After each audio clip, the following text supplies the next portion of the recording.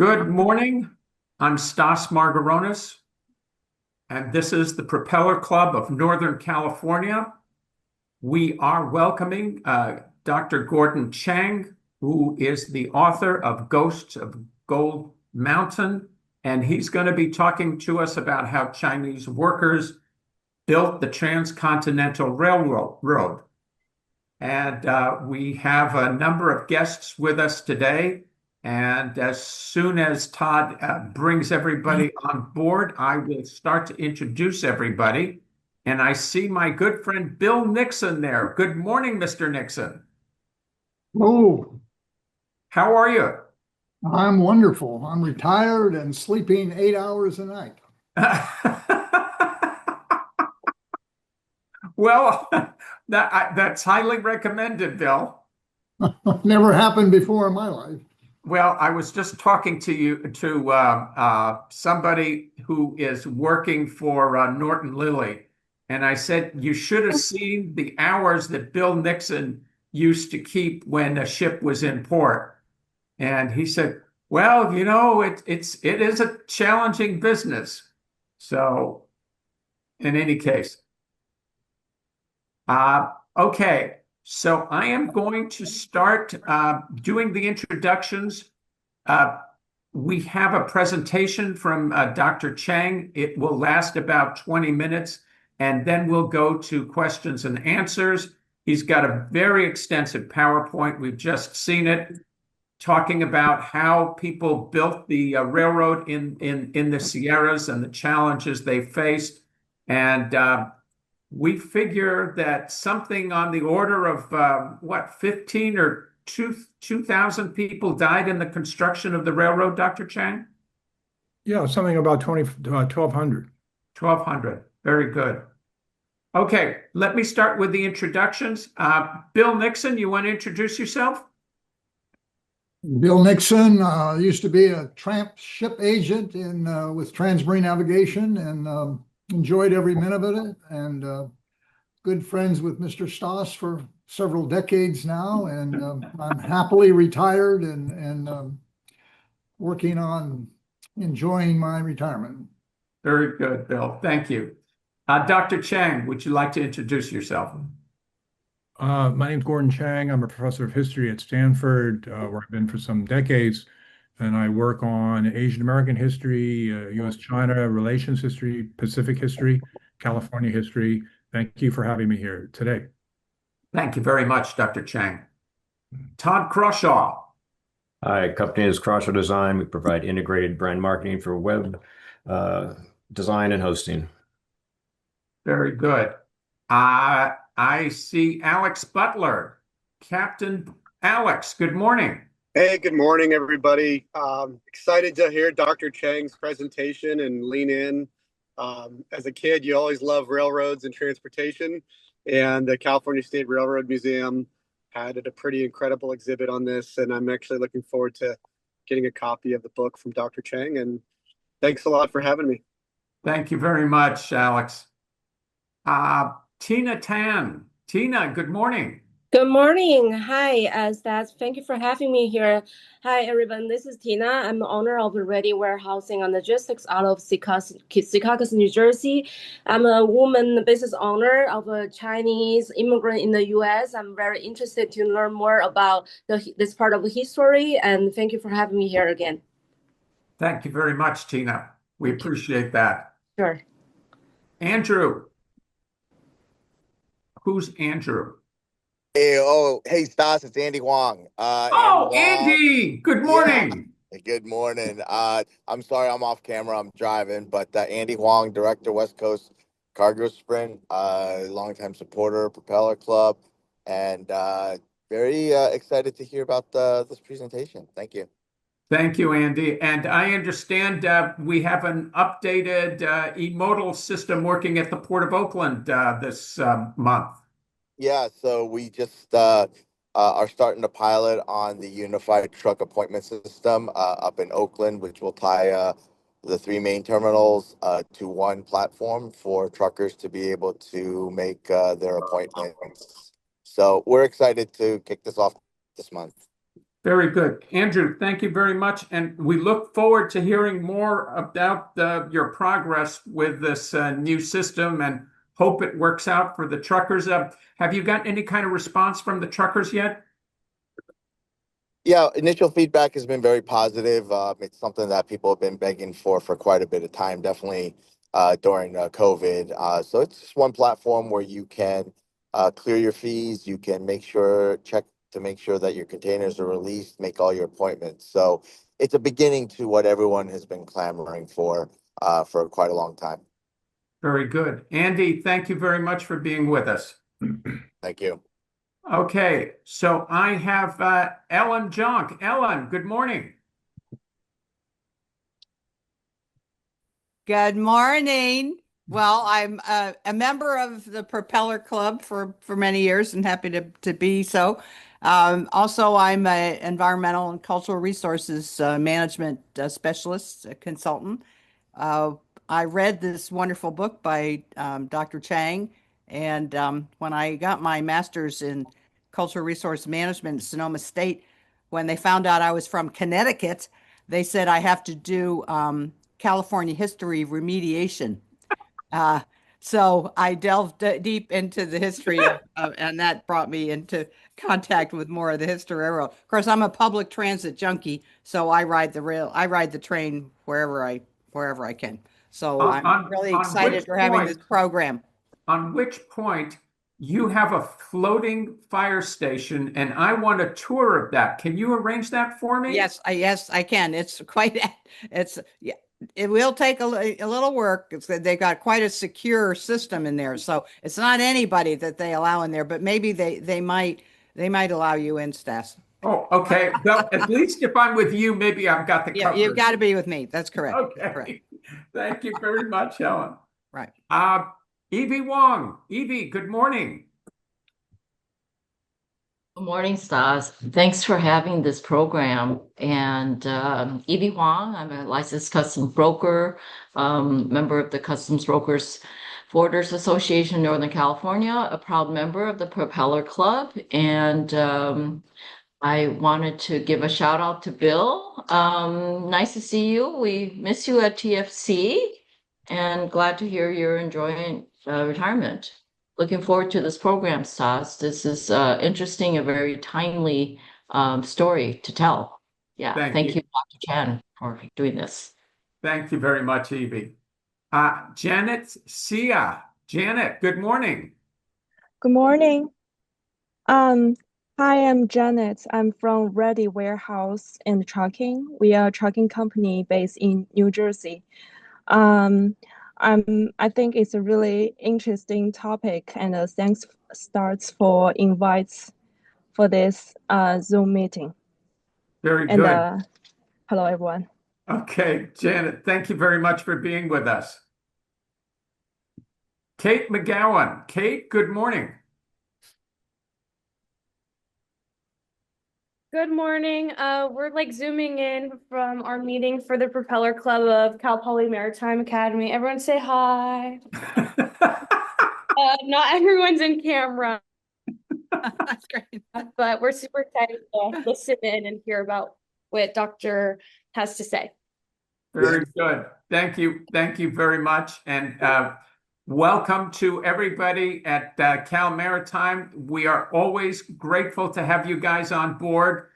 I think you'll find this is an interesting subject. It's not exactly maritime, but it is how California got across the street. So thank you very much for arranging that, Kate. Thank you. Okay, guys. And remember, I know it still may be early for you, but you know, this will be a very interesting presentation. Tony Petronio. Tony, good morning. Good morning, Stas. Good morning, everybody. Tony Petronio, Operations Director for Routing Advisory Services at Storm Geo. And as well, this topic's not really in my wheelhouse, but very interested in it. I'm certainly also kind of a closet fan of railroads as well. So really looking forward to hearing this talk. Okay, Tony. And Tony, thank you very much. As always, Storm Geo has been a longtime supporter of the Propeller Club. We appreciate your support. and you're going to be providing us with a speaker for our Storms, Flooding, and Sea Level Defense Conference, which is on the 19th of November. Thank you very much for that. Our pleasure, Stas. Okay. I see Kevin Policarpo. Kevin, good morning. Good morning, Stas, and good morning, everyone else. My name is Kevin Policarpo. I work as Mr. Margaronis' research assistant. Very good, Kevin. Thank you very much. One of the reasons that Todd, have I got everybody? I think, did you get Alex? I can't, he was on his phone. Yeah, Alex, I got Alex. Okay, so you got everybody, I think. Okay. We always have to double check on that because the participant screen moves people's names around and you Hard never to keep track. Okay. One of the reasons why I thought that this was a timely presentation is because it talks about the role of immigrants in building the United States. And that role is very dramatically told by Dr. Chang in his book. There were 20,000 Chinese workers who went into the Sierra Mountains, and as he mentioned, 1,200 of them lost their lives building the railroad in the Sierras under very trying circumstances. The result, though, was that we got in 1869 a transcontinental railroad, and that transcontinental railroad energized the entire U.S. economy for reasons that people had actually very little idea of when it got started. One of the impacts was that it helped rationalize time between different locations in the United States, because when you had rail shipments and rail schedules and passengers going across the country, we had to start rationalizing what time it was. Sears Roebuck made a big, huge jump as a result of being able to deliver goods to many Western and rural communities through the railroads. But to me, the most telling of this part of the story is that Chinese workers, many of whom came from South China, turned this project around. It had been in deep trouble, as Dr. Chang will tell us, until the railroad, the Central Pacific Railroad, brought in Chinese workers to do the job that they did absolutely fantastically. And after this, there is a period of time where Chinese workers were welcomed all over the United States to build railroads. So when we talk about our country and who it is and what it is, we are a nation of immigrants, and those immigrants, those Chinese workers, they were one of the immigrants that helped build our country. So without further ado, I am going to introduce Dr. Chang. And Dr. Chang is the Olive H. Palmer Professor in Humanities and Professor of History at Stanford University. Dr. Chang, good morning and welcome. Well, thank you, Stas. Thank you to your greeting. We're very well said, and thank you all for attending today. I'm always happy to talk about this subject, which is close to my heart. By the way, I grew up in the Oakland area, and my adolescence was in the 1950s, and I saw the Port of Oakland transform. So I know several of you are connected to that, and Oakland is, I don't live there right now, I live down in Palo Alto, but I have many connections to Oakland. And the Port of Oakland was such an important place for Oakland and the whole Bay Area. Let me share my screen. I hope I get this going here. You see that? Not yet. Oh, yeah, right. Here we go. Okay, we got it. So I have a lot of slides here. We have a brief amount of time. I will speak quickly so we can have a lot of time for discussion. The importance of the Transcontinental Railroad, the completion of the Transcontinental Railroad, can't be underestimated. Before it was completed in 1869. It took from 1862 to 1869, 7 years to complete the line. for what we call the Transcontinental. The line that is under that I'm talking about today extended from Sacramento to Omaha, Nebraska. And there were other lines that linked Omaha to, say, New York City. But once that link, it was called the Pacific Railroad, from Omaha to Sacramento and from Sacramento to Oakland, was completed, one could go across the country in a time unimaginable just a few years earlier. Before the railroad was completed, it took 6 to 8 weeks to go. It's hard for us today to imagine the distances and the division of the continental United States. But it took 6 to 8 weeks at best to go from New York to San Francisco. And that's why California wasn't very populated before the railroad was completed. And it took three different routes, possible routes to go across the country. One was to go out to Omaha, get off the train, and then find a horse or a wagon or walk the rest of almost 2,000 miles across the way through deserts, Indian country, which was still controlled by native peoples, and to get through the Sierra Nevada. Some of you who are in California know how imposing the Sierra Nevada is, particularly in the winter, because the winters come and it is impassable. You could take another way to go get a vessel from New York to Panama, the eastern coast of Panama, walk across the Panama Isthmus, and take another vessel all the way back up. Hopefully you wouldn't get malaria or dysentery or something going across Panama, perilous in its own way.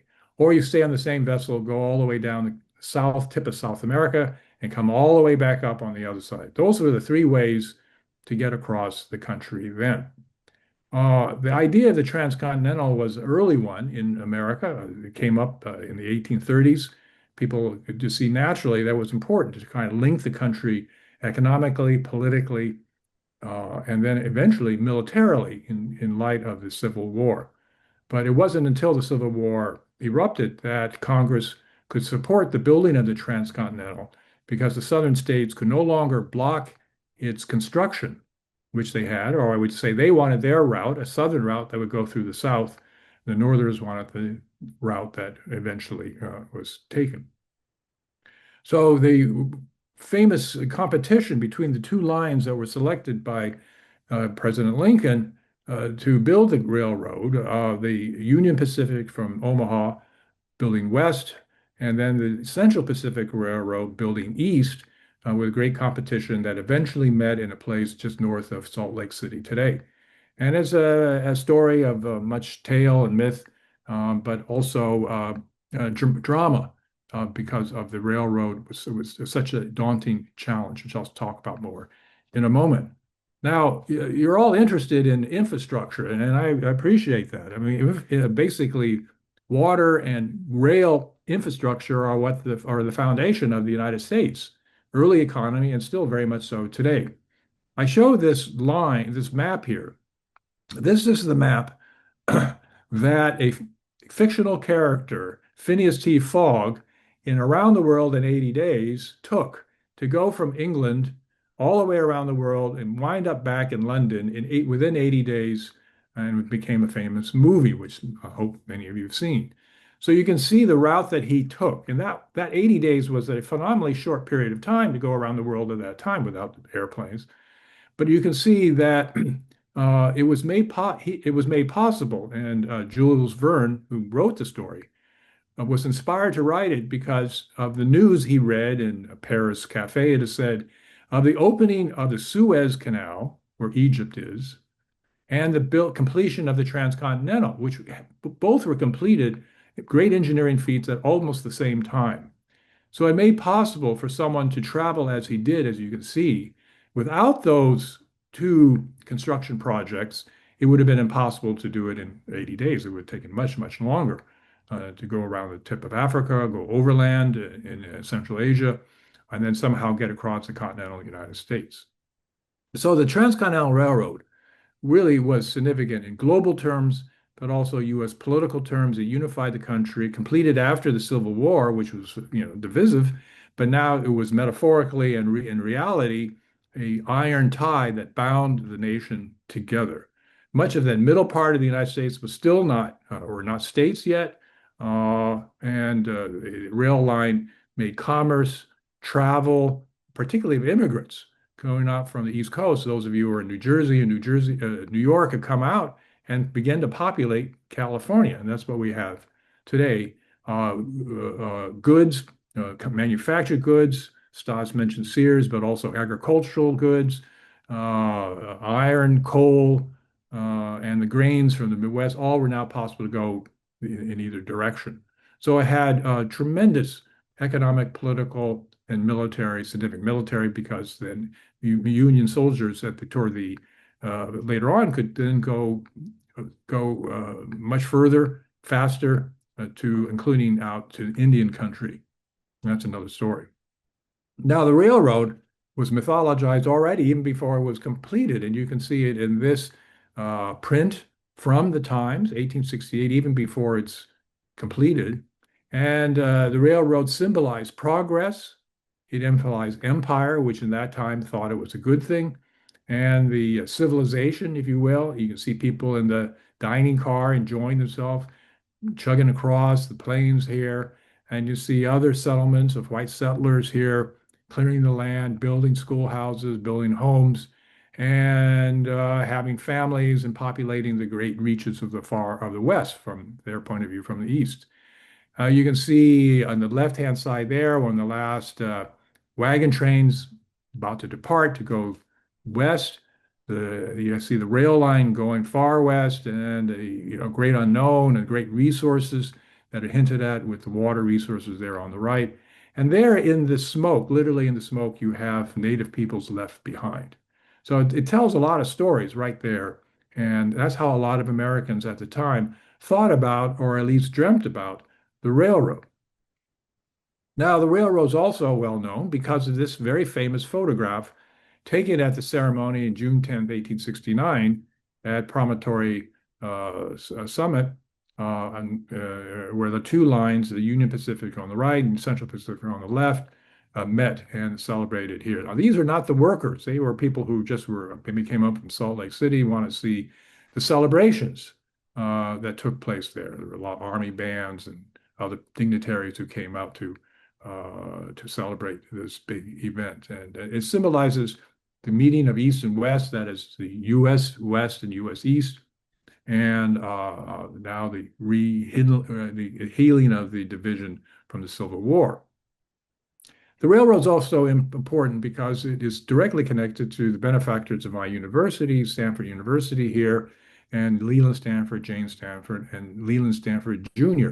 The university is actually named Leland Stanford Jr. University because it's named for Leland and Jane's son, who tragically died of, I think, cholera in Florence, Italy, when he was just 14 years of old or something of this sort. So they were bereft, and they devoted their huge fortune, which they made from the railroad, to building now we call Stanford University. Now, Stanford, it must be said, to go back and reclaim this history, dealt with Chinese long before he hired them on the railroad. And Leland Stanford was the president of the Central Pacific Railroad. But here you can see with his brothers and some other folks in one of the stores that they opened in the late 1850s when they came out from upper New York State to California and began to sell dry goods to the miners who came out for the railroad, for the gold rush. And they realized they made more money selling stuff to the gold miners than going out and try to prospect, which was always very iffy. But you can see the Stanford up there. This is one of their stores. And in Chinese, the Chinese sign says, this store regularly sells, often sells Chinese goods. And that's obviously appealing to the Chinese miners who had come out to California from China beginning in the early 1850s. So by the 1860s, there were several tens of thousands of Chinese in the state who were working in various ways in the state. And to get from southern China to California, it took maybe as much time or as little, a shorter period of time to get from New York to California. And Stanford, of course, is mythologized here. Biographies written celebrate him, and he's seen as important because of the role he played, Republican governor of California during the Civil War, builder of the railroad and founder of the university. But very little in these works of California history or the railroad do you hear any mention of Chinese workers, which always fascinated me because as a Chinese American, I'm fourth generation Californian, always wanted to know them, but didn't know very much, couldn't find very much information about them. And that's the reason why I started a project to recover their history some years ago. This is the golden spike that was used ceremoniously at the Promontory Summit in 1869. It really does exist, and it's in the Stanford Museum, the golden spike. It's mythologized in paintings such as this, which showed Leland Stanford in the center of this painting, and which purports to show the ending of the construction effort. It didn't. The construction effort went on for years afterwards because there was always work to do. But this was the ceremony to mark the completion of the line and the meeting of the two railroad companies driving the last spike, which was done by a California artist at the time, Thomas Hill. And people think, well, this is the way it looked at the time in 1869. Well, it's far from the truth. It's not. It's really an imagination that celebrates Stanford right in the middle of the painting. You can see this. We can know this because of the legend next to the painting. This is a very large painting size of a billboard and lists all the different individuals who were supposedly there present at the ceremony. But the problem is that there are several people who are included in the painting who in 1869 were already dead. They had passed away. And one of them included some of you from San Francisco, Theodore Judah. If you're in San Francisco, folks, you know the Judah line, famous bus. There's a street, Judah Street, named after him. But he's included in the portrait here, even though he died on his way from San Francisco to New York. He crossed through Panama, contracted dysentery or something, and died terribly on his before when he got to New York. So this is a creation. This is the way history was given to some people, and they think that's the way it was. And as you can see, there's no Chinese in it, except for a few literally on their knees to the left-hand side there, but they are erased from the legend. You can see there's no name. They have no names. Everybody, all the other people depicted there have names and identities, but we don't have identities of the workers right there. Now, we do have these photographs from the same guy who took the photograph of the East and West meeting. Here on the right, he has this photograph that he took, and he labeled it the Chinese laying the last rail. So it is that is what the historical moment he captured with the camera. But you can see that he used the photograph, the artist used the photograph to base his composition on. You can see the railroad engine coming up. You can see the diagonals, the rail lines, the buckets, the people looking and standing around and making a V towards the center of the photograph. But instead of seeing Chinese, the three or four fellows there you can see laying the rails are is now replaced with Leland Stanford, who was nowhere really in the frame originally. 50 years later, the railroads brought out these three fellows here who said they were three of those, maybe those in the photograph 50 years earlier in the photograph that you see. But we've got they listed their names. We tried to find out their identities, what happened to them. We couldn't find very much information. And that's the sad thing about, excuse me, trying to do the history of working people. I mentioned about Lincoln's interest in the railroad. He had been a railroad attorney himself in Illinois, so he knew something about railroads. Now, the two railroad companies face very different challenges that are depicted here. Union Pacific had the planes to go across. They had plentiful labor from the South, from after the Civil War, and from the East. But coming from West, they had the labor problem and the terrain, which was challenging. And eventually they turned to the Chinese because there was a labor shortage. The company needed thousands of workers. They asked, they advertised just wanting to hire white workers. They didn't want to hire Chinese because of prejudice at the time.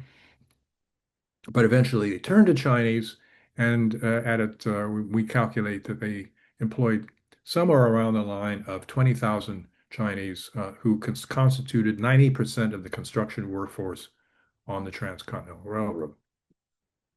So even at the time, this was a site that attracted great national attention, having these people who were not from Europe, who looked very different, who had very different cultures, but who were hired to complete this structure.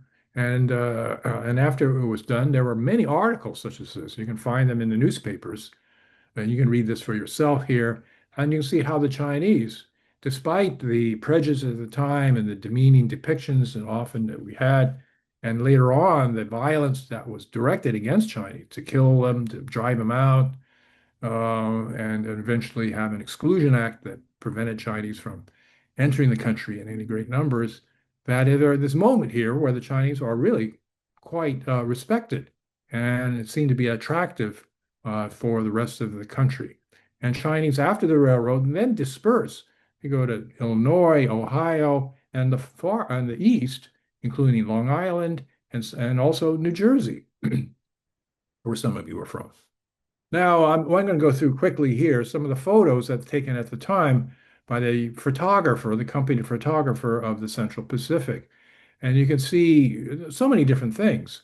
The incredible terrain in which they had to go through, the high Sierra, 30-foot snow drifts like this. There's a Chinese man in the front here, sort of to give scale to the size of the snowplow, which was ineffective.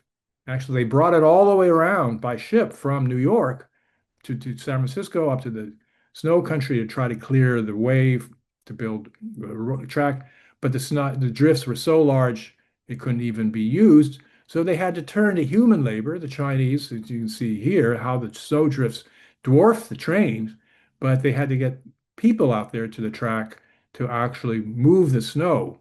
And that was a really arduous, laying a railroad track is tough work. You got to clear the terrain, the forests.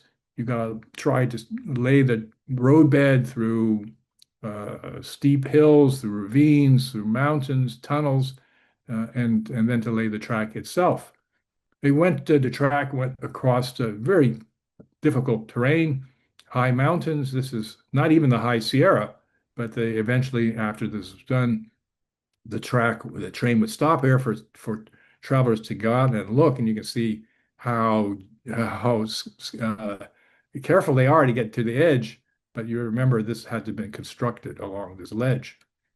The railroad work was demanding, required clearing the way as depicted here, and a magnifying glass would show that the workers there you see were Chinese. They're working with pick and shovel and horses and carts. There was no power tools, steam tools, and they just cleared away this bluff to make way for the railroad behind them.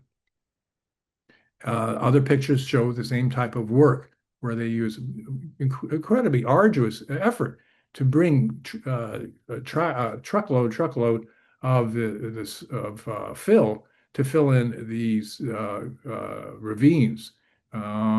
Just all human labor. Somebody once joked that the Transcontinental Railroad was an artisanal effort. Which we usually think artisanal effort means really nice handmade donuts or something, but it means handmade. These are all captions from the photographer himself, Alfred Hart. You can find these in the Stanford Library, originals. But fascinating photos. You can see the California terrain. This is still the foothills of the Sierra, 75 miles from Sacramento, which is to the right, but then this high Sierra to the left.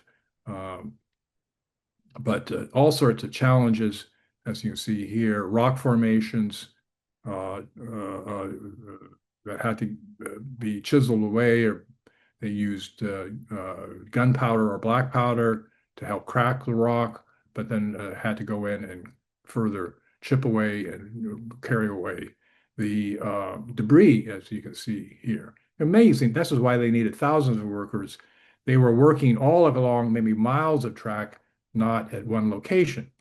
And they also had to build construction, retaining walls along ledges, such as this one, as you can see. Amazing work to move all that soil and rock and then build these retaining walls, which they relied on their own techniques from China construction, where they built these retaining walls using granite chipped away and fit the stone together. There's some beautiful photographs, such as these here. And that's now in the High Sierra, cold stream. You see a fellow there, a Chinese, with water buckets, ready to get some water. Chinese lived up there in these bunkhouses or tents through much of the year. The two other Chinese in the background, it's hard to see them. It looks like one guy's a butcher. He's got a butcher's apron on. And this guy here who's carrying tea. It's called the tea carrier. The Chinese drank copious amounts of tea to get through the scorching heat in the winter and to keep hydrated. And the most daunting challenge was the construction of Summit Tunnel to get through at an altitude of more than 7,000 feet and almost 3/4 of a mile long in distance through solid, not composite, solid rock. And no framing was needed to build this tunnel because it just wouldn't collapse. It's just through solid rock. But using a pick, chisel, and hammers, the team could make maybe an inch a day progress going through that granite. They tried using nitroglycerin or dynamite for a while, but it's proved to be too dangerous, too unstable, killed too many people that they just went back to using hammer and chisel and using black powder to crack the rock. Now, the work continued through the Sierra, but then faced other challenges in Nevada on the other side. And you can see the almost limitless horizon here of the line having to go through the high plains of Nevada, which are very hot and very, very cold in the wintertime. And the Chinese lived in these tents, as you can see on both sides of the track here. There are not many pictures of individual Chinese. This is one that we have, and it's taken actually after the railroad was completed because there was a lot of interest in the Chinese. And this photographer used this as an advertisement for himself, as you can see on the right-hand side. The Chinese are young. Some of them look like about 14 years of age. They're wearing tattered clothes. It looks like a tough life. Well, we also, because of the dearth of material about the Chinese railroad workers, including no diaries or letters or memoirs from them themselves, we had to use other sources from the time, newspaper reports, but also stories handed down through families, Chinese American families, who heard about their ancestors, the railroad worker ancestors, stories handed down through time. And these are some of the families we interviewed, including Maxine Hong Kingston, the famous writer. We also relied on using archaeological evidence. All along the railroad, there's phenomenal amounts of garbage, of stuff that was left behind by the workers when they lived in those tent camps. And we find, archaeologists found things such as this. So people studied the design, the clay, where these were fired, and we were able to develop a sort of rudimentary understanding of the supply chain that went all the way from southern China, foodstuffs, ceramics, clothes, gaming, all sorts of stuff that went from southern China all the way. We can find them into Nevada and Utah, such as this. We went on site and found where these labor camps were, fire pits such as this. And we know from other illustrations of the time that they used Chinese woks to cook their food, and they had Chinese cooks. That's what they ate. The Chinese workers ate Chinese food.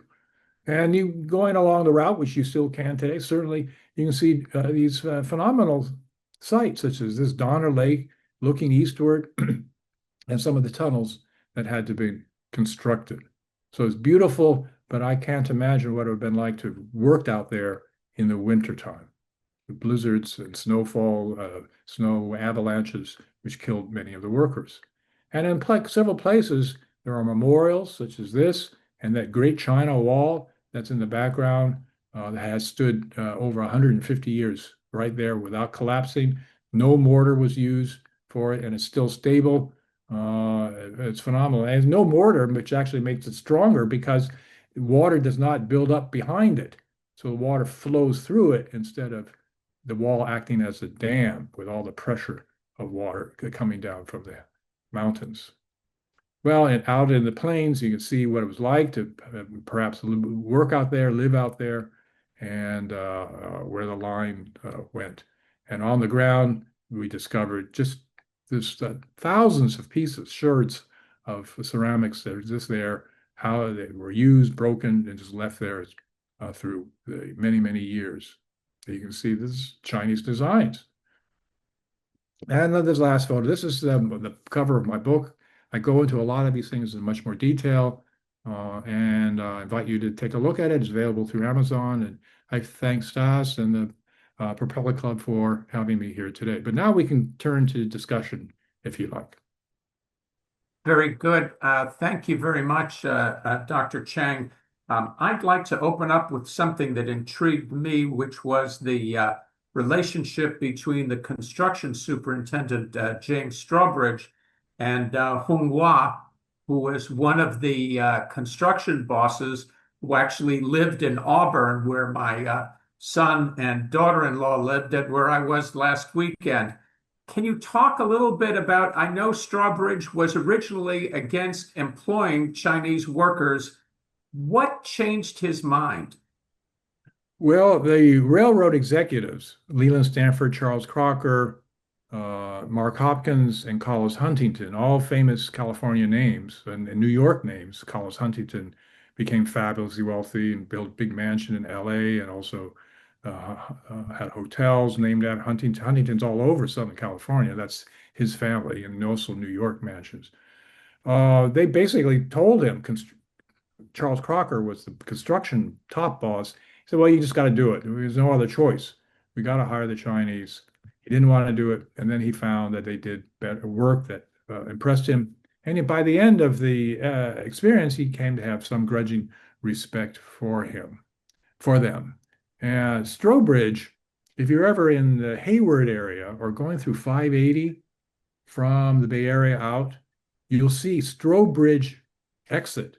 And that's where his retirement, when you talk about being retired, that's where he was going to retire out there. But the Chinese were hired as teams by and large. As they worked as a team, they lived together as a team. They were hired and were represented by a labor contractor, and he was the one who worked with the company to get the pay, to settle the terms of their employment, and he would manage them underneath a white supervisor. Now, that was an arrangement that suited everybody involved. But at times, the Chinese protested because it was so difficult and dangerous and deadly work that by 1867, after several years of work, they said, enough is enough. We're going to go on strike because we don't want to get beaten. We want better conditions. We want shorter hours and safer conditions. And in 1867, 3,000 of them went on strike for over a week. And that's the largest labor action in American history to that time. It's not even mentioned in most histories of American labor. But they had a coordinated strike up near the summit because that was the height of the construction season. They knew their power. You all know about the power of workers. They control work with their labor and withholding the labor. That's what they did. And the construction bosses freaked out because they were losing valuable time at the peak of the summer and to press ahead the work, and they couldn't recruit Mexicans, African Americans, Native Americans, anybody in the numbers that would replace the Chinese. So eventually there was a negotiation, and the workers went back on better terms. But that's a dramatic example of the relationship between the workers and the bosses. Okay. Kate McGowan, I didn't give you a shout out, but I am. I want to thank you very much for the Propeller Club presence at CMA and the fact that you have so many people there. I see a lot of people there, and if somebody has a question, we are happy to take questions from your classroom. So I'm just saying that if that comes up. And Kate, thank you again for your participation and for your great job at the Propeller Club meeting on September 11th, where you talked about the new ship. Thank you so much. We're so happy that we got to join. A lot of people have class, so we might have to hop off in a few minutes, just letting you guys know. But we're super grateful to be a part of this. Thank you so much, Stas and Okay. Dr. Thank you. Okay. Dr. Chang, I'm going to open it up in a second, but one of the interesting things for me is that after 1869, as you related, there was this halo of image of Chinese workers who had been so successful in building the railroad through the Sierras for the Central Pacific. There was a period of very good relations. These immigrants from China were very well received, and then all of a sudden things changed. Could you discuss that? Well, as that article in the Scientific American showed, great praise was given to the Chinese. And local builders in the deep South, Arkansas, Mississippi, in the East, as I mentioned, Long Island, Massachusetts, New Jersey. Some of you are near Bellevue, New Jersey. In fact, that is supposedly the first settlement of Chinese who came out, who were worked on the railroad, and settled in Bellevue, New Jersey. And there's a monument there now to that early settlement. So they were welcomed. They were given jobs to help build railroads because they were so experienced. And the newspapers, even though they found them many times odd in their behavior or their dress, still welcomed them because they performed good work and got the job done. So that goes back to your point about immigrants and how important, how integral immigrants have been. All of us here at some point have families who were immigrants, let's say were native peoples. Are migrants, if you say African slaves, were certainly not indigenous. But all these people from abroad came and helped build the country. And that's important to remember. Many Chinese Americans feel very important that this topic is very important because it helps to confirm the place of Chinese Americans in American life, that Chinese Americans are not just newcomers, but have a long lineage and contribution to the country. Okay. So what happened then? There was a reaction.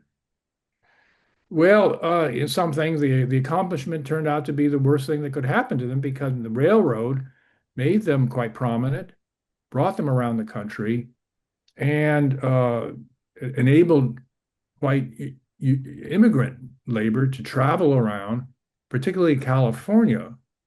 And elements from that population began to see Chinese as competitors, as racial and labor competitors. They had these good railroad jobs, they had other construction jobs, and those who had come from Europe or had been poor, they wanted to seek their advancement in California, and they thought that Chinese who worked for wages that were very good for Chinese compared to what they would receive in China, but lower than what white workers receive, sometimes 30%, 25% lower. And so white workers saw the Chinese as labor competitors. They blamed the Chinese for taking their jobs, blamed people like Leland Stanford for favoring the Chinese over the white working man, and targeted them. Sort of a racial populism rose all around the country. And later on in the 1870s, there were some terrible economic recessions, downturns, and in those times Chinese were scapegoated. And by 1882, the sentiment had become so strong that Congress passed what we call the Chinese Exclusion Act that stipulated that Chinese workers were prohibited from entering the country for going forward. And that was on the books from 1882 to 1943. So a long period of time where Chinese could not enter the country except if they were diplomats or intellectuals or something, a very small number. But the majority of those who wanted to come to the United States as working people could not enter the country under those laws that became increasingly strict over time. Otherwise, there would be many more Chinese in the country today. But the Chinese population after 1882, it increased for a bit because people were still coming over believing they could work on the railroad or other lines.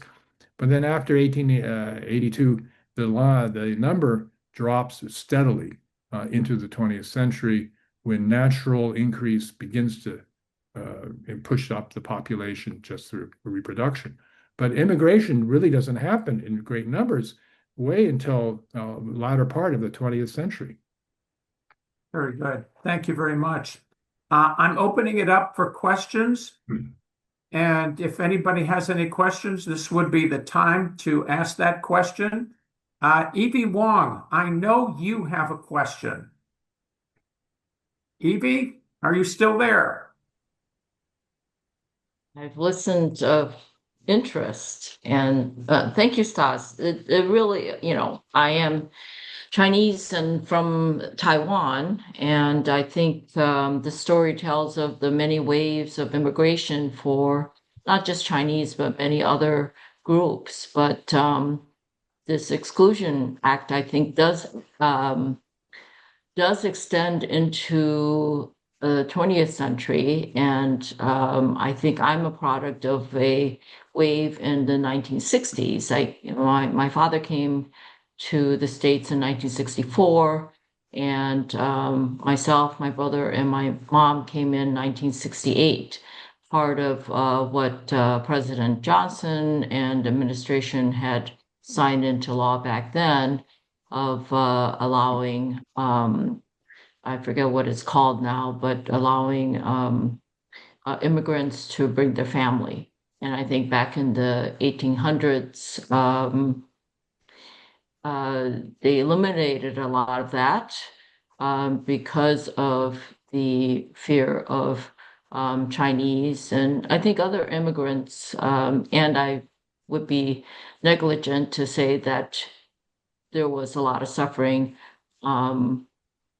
for Black people as well after the Civil War. I mean, it is a lot of immigrant groups feel useful until they're not.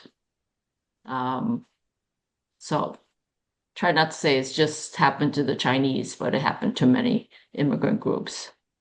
Thank you. Thank you. Janet Sia. Janet, do you want to chime in here? You're in New Jersey. Hi everyone. Thanks for the inviting for the meeting. I learned a lot about the history of the railroad building. Before we did not see any. I don't know anything about like Chinese immigrants come to U.S. for build the railroad.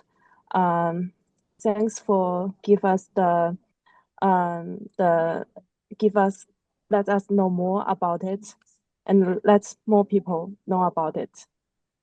Very good. Thank you. Thank you. Yes, Ellen Jock. Thank you. Thank you, Stas, and thank you, Dr. Chang, for that excellent presentation. A comment and a question.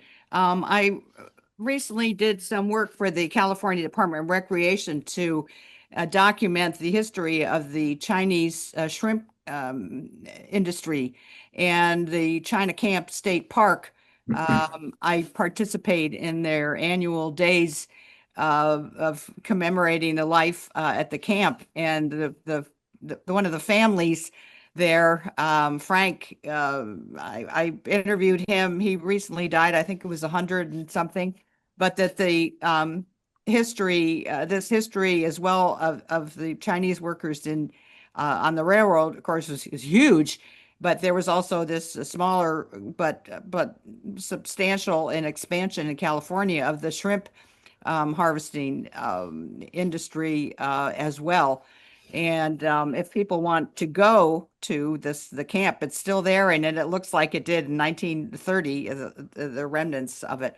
But along the thread of promoting this history that you've just documented, Dr. Chang, I'm interested if this is all cataloged, particularly your archaeology investigations. I saw Barb Voss listed there. I know her. I've worked with her on sites, particularly on the Presidio and digs over there. But is this cataloged at the Railroad Museum, or where could folks, anyone here or the public, come to know more about the documentation of some of these sites, particularly the memorial? Are they along the existing tracks for Amtrak that I take to Reno? Thanks, Ellen. We have two books, one called Ghosts of Gold Mountain, which is a narrative of the construction of the lived experience of the Chinese railroad workers. There's a second book called The Chinese and the Iron Road that I co-edit with another Stanford author. Okay. Yeah. And both that is from Stanford University Press. That's a scholarly volume that brings together 15, 18 essays that focus on specific issues such as archaeology, folk songs, and other type of specific matters that I drew from to help write Ghosts of Gold Mountain. And then, oh, she's disappeared. Oh, she's there somewhere. Oh, there she is. And then the might be most useful for you is our website. It's very rich with primary materials and other essays. And that you can find at Chinese Railroad Workers in North America project at Stanford. And that should come up, and it's got lots of resources available for you. Okay, great. Thank you. Very good. Evie Wong, you have a question. I think Bill was going to ask a question, but Ellen raised a question where now I do have a question.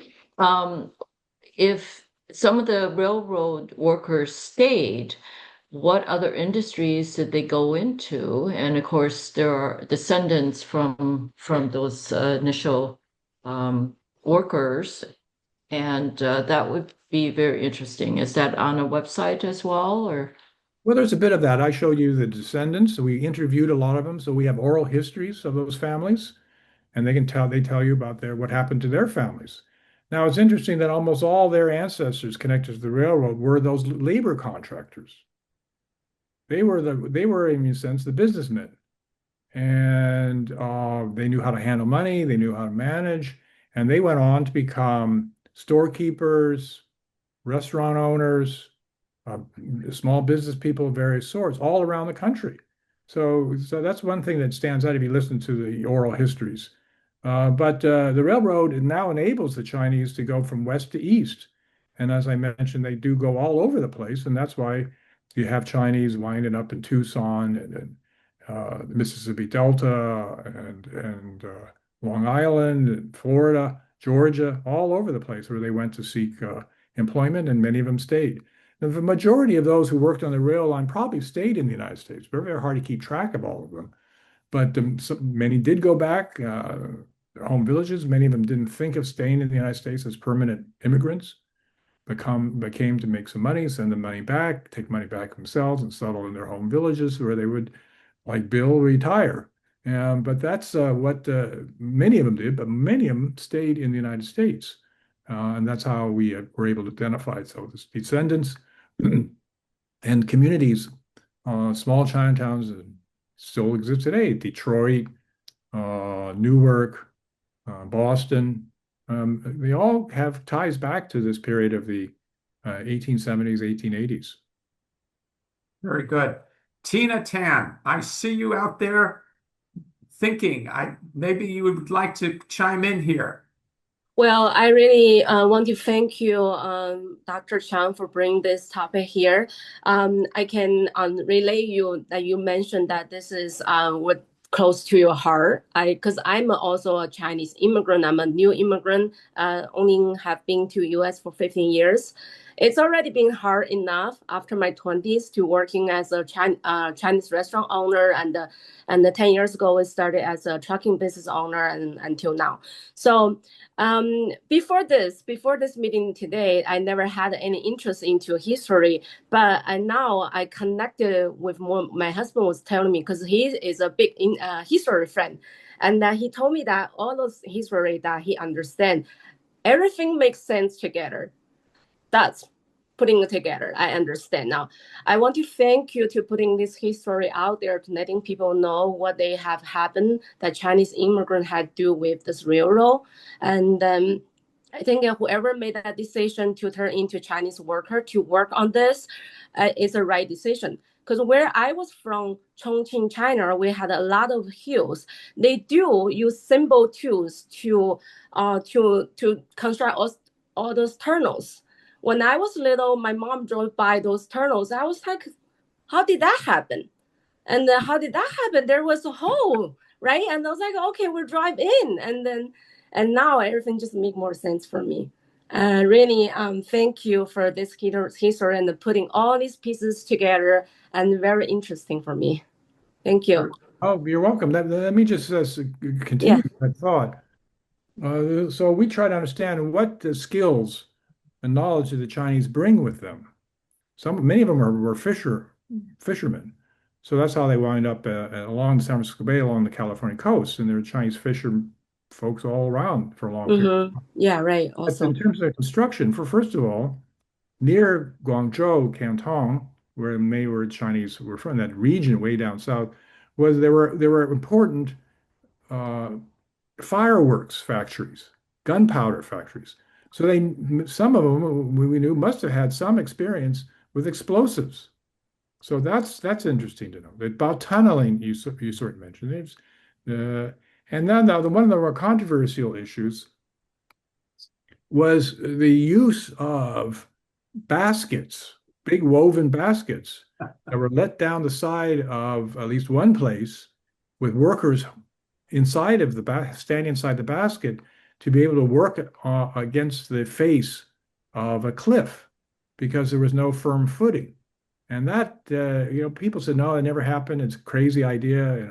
But I think I have a lot of evidence to show that it did happen. A lot of eyewitnesses at the time, white observers, travelers would saw that at the time.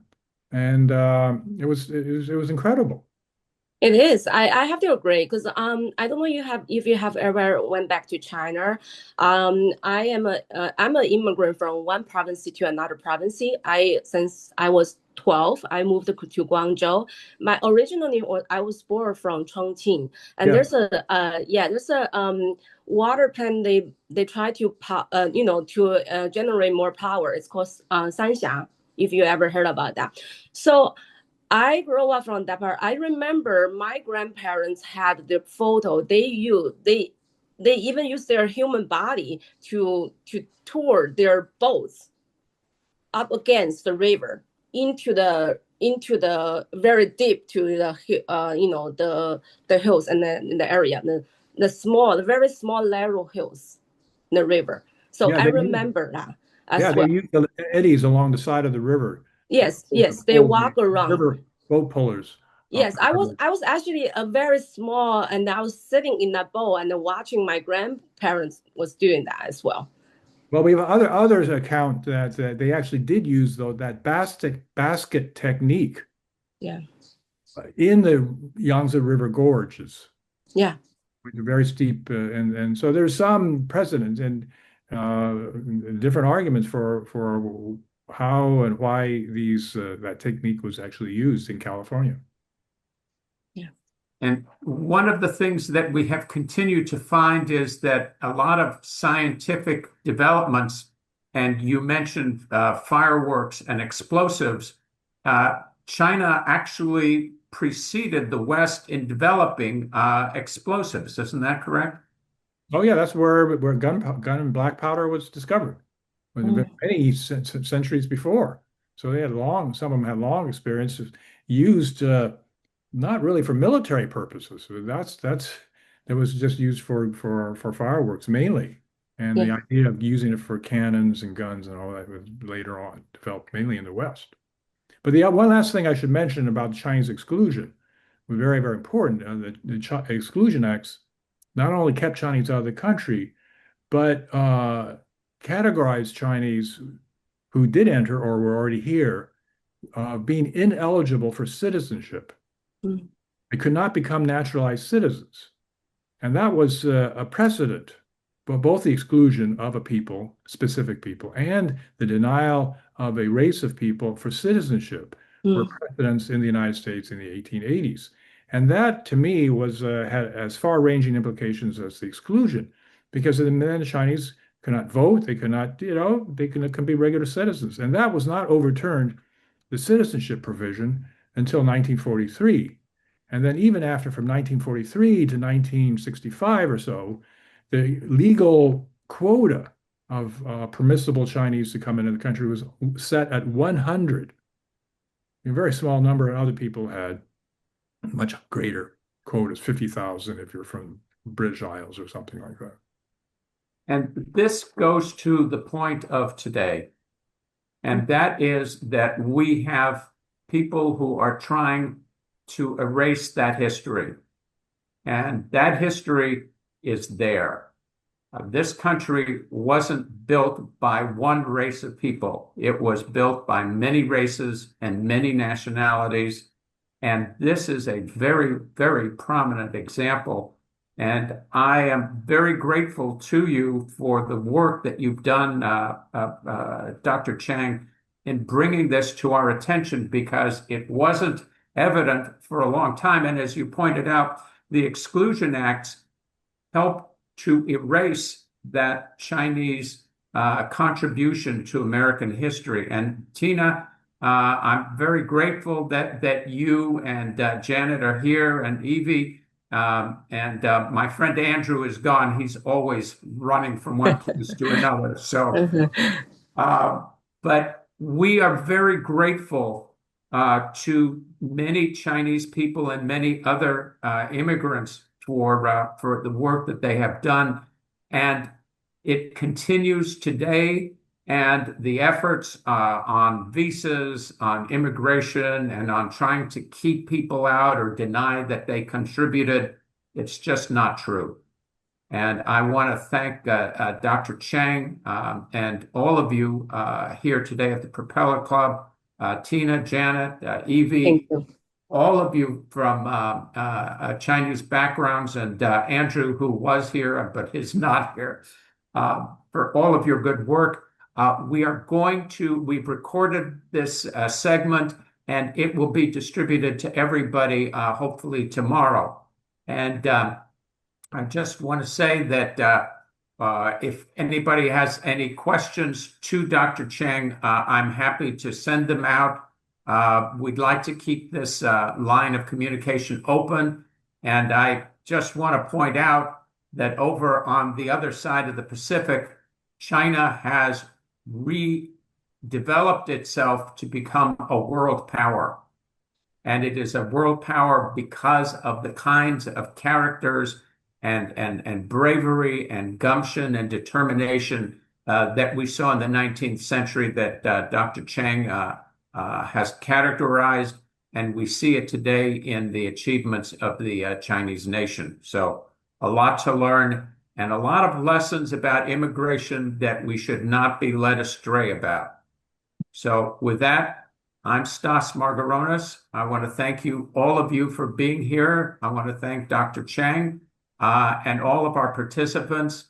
And I also wish to point out that November 19th, the Propeller Club will have the Storms, Flooding, and Sea Level Defense Conference. It will be on Zoom, and you'll be getting some information on that. Tina, Janet, if you have any information about your companies that you want to share, we're more than happy to have that as well. Oh, thank you so much for that. It was my pleasure, Stas. Thank you all for attending. I'm glad to be able to share my story with you. And please take a look at the book if you don't have it, or let other people know about it. I'm very happy with the book. It's gotten very well received. Almost 500 reviews of it on Amazon. So take a look. Thank And you. So for having it's me. available on Amazon. Yes. Ghosts Okay. of the Ghosts of Gold Mountain. And I'm Very holding it up interesting. here. You can't see it real well, but in any case, Ghost of Gold Mountain. Dr. Chang, thank you very much. Thank you all, and we will see you soon. Thank you. Bye. Bye. Bye-bye. Thank you. Thanks so much.